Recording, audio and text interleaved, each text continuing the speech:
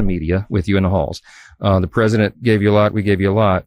What we're leaving to do right now is gather up the small subgroups in the House Republican Conference and tie up the remaining loose ends.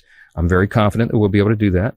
There's a great esprit de corps in the room this morning because everybody knows what's at stake. All the things we've talked about here this morning, we are going to get this done. So this is a rare thing. I'm going to say, hold the questions and let me go get back to work so we can finish this thing up. Okay. Thanks for being here this morning. Thanks for being here this morning. So Democratic Congress member Jim McGovern from Massachusetts raised a very simple point. So if this bill is so great, if you all think this is really, really good, why are you debating it at 1 a.m.?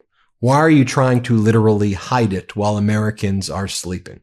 Here, play this clip of Congressmember McGovern. What I do want to talk about is the fact that this morning, after midnight actually, Republicans told us that we would be considering their budget reconciliation bill at 1 o'clock in the morning on Wednesday.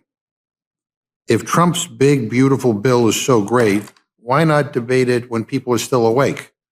Wouldn't you want everyone to know how great it is? Why are you debating it at 1 o'clock in the morning? I think that's prime time in Guam. Any person with half a brain cell can immediately figure out why you want to notice a meeting for 1 a.m. It's because you don't want people to know what's in your bill. Remember what Trump said? Close your eyes and vote for it. That's exactly what you're all doing because you all know exactly what the bill does, how unpopular it is, and what regular Americans think of it.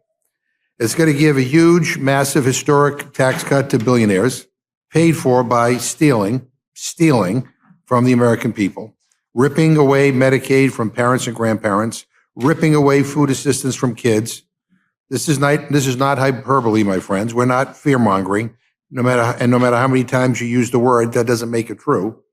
Your big, beautiful scam is a historic giveaway to those at the very, very top, financed and paid for by the rest of America.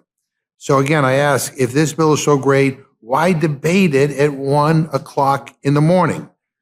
And we all know the answer. So then you have the MAGA Republican Congress members who are against this bill and who have said that they will not vote for it, despite Donald Trump showing up on Capitol Hill and attacking them and threatening them. So here you have MAGA Republican Congress member Thomas Massie, and he's asked by Manu Raju from CNN what he thinks about the Trump claim that this is not going to add to the deficit. To which, again, Thomas Massie, MAGA Republican, he says this is going to add $20 trillion to the debt over the next 10 years. Play this clip. Are you worried about the blowback from Trump allies from the MAGA base for voting no?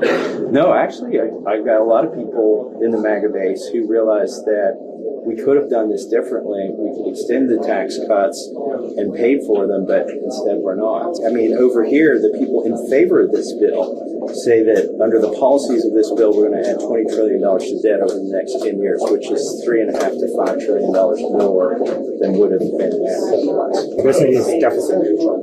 Yeah, that's a joke. Now, here's what MAGA Republican Chip Roy warns about the discussions that are underway. And specifically, you have a number of kind of factions taking place. Let me just show you Chip Roy, then let's talk about these factions. Let's play it. If they increase the salt cap, then my price for yes just goes up.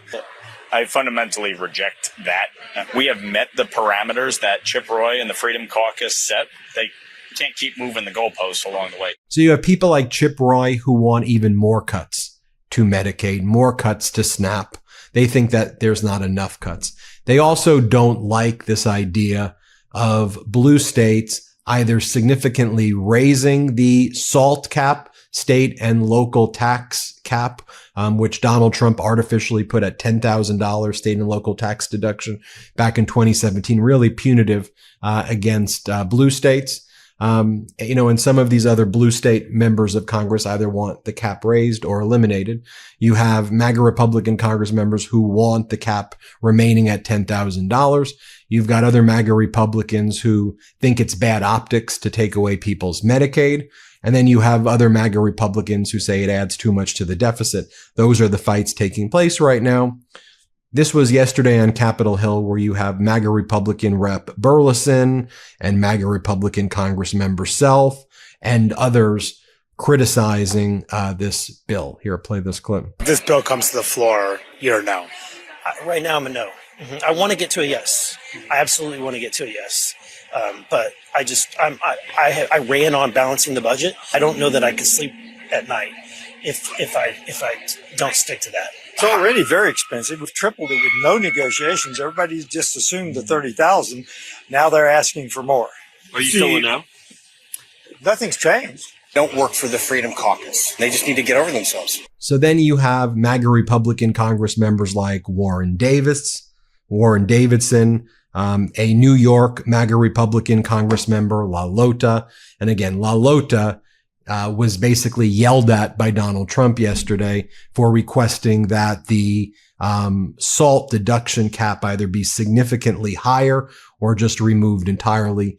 Let's play this clip right here. But if this bill came to the floor right now, could you vote yes? I couldn't vote for this bill right now. I mean, it grows deficit spending right now. So it does raise the debt limit. We need to do that. But it doesn't cut spending. So it sounds like Trump didn't change your mind. We'll see if he changes the bill. You sound pretty frustrated right now. I'm fired up, Manu. I'm here to fight for Long Islanders, regular middle-class people who are just trying to make a living. Those are the people who need to be included in this bill. He said we're done negotiating with you guys. Did he not? What I took that is, hey, everybody figure it out. Everybody get in a room and figure it out for the country and for your district. And here we hear more from MAGA Republican Congress members as well, like Mike Lawler, who says this was all pretty stupid, waiting until the last minute. MAGA Republican Congress member Bacon, and another clip here of MAGA Republican Chip Roy. Play this clip. They chose to wait to the last minute. And why is that? What's the reason for that? You'll have to ask them. It was a pretty stupid exercise, frankly. But when you work hard to get an agreement and the committees pass stuff out and then people come in and want to undo them, makes us mad. You got an angry group of folks out there. Can you support it? No, we've got lots of work to go. Mm-hmm. Lots of miles to put in on this thing. Should they have this 1 a.m. meeting on Wednesday? No. They're trying to run it in through the JEP teams, and I just don't agree with that. I mean, I'll keep working in good faith to try to make the bill as good as it can be and then decide where things stand. I think it's not the way we should do business. Here's MAGA Republican Congress member Ogles and Bacon. Here they are right here. Does the speaker not bring this to the floor by Thursday? Well, that's up to the speaker, but I would say that if the vote were held right now, it dies a painful death. You're concerned about what the Freedom Caucus is pushing for right now. Well, yeah, but we have to defend against it because they're, in a sense, they're putting poison pills in that won't pass. That's what the president's saying.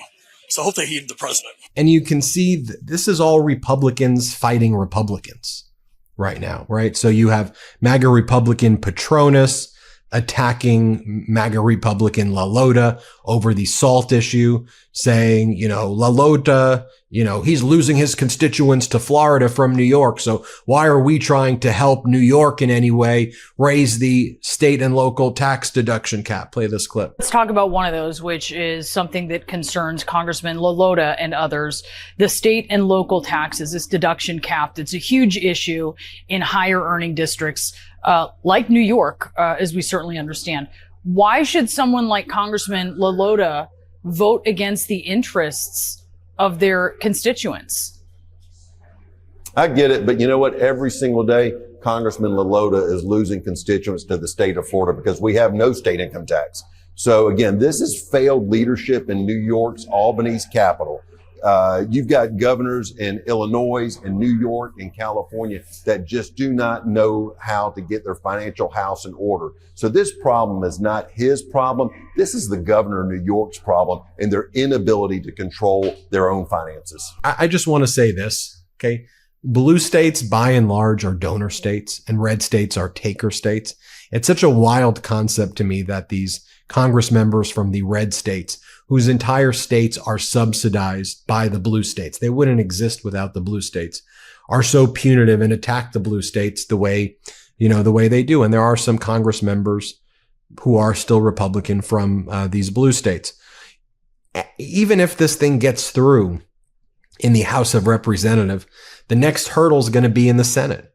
And from what we're hearing from all of these senators, whether it's Rand Paul, Susan Collins, Ron Johnson, Josh Hawley, they're saying they're not going to support this bill in the way that the House of Representatives is trying to push this forward. Play this clip. I don't think people who voted for President Trump thought that we would continue spending at President Biden's levels. My objection is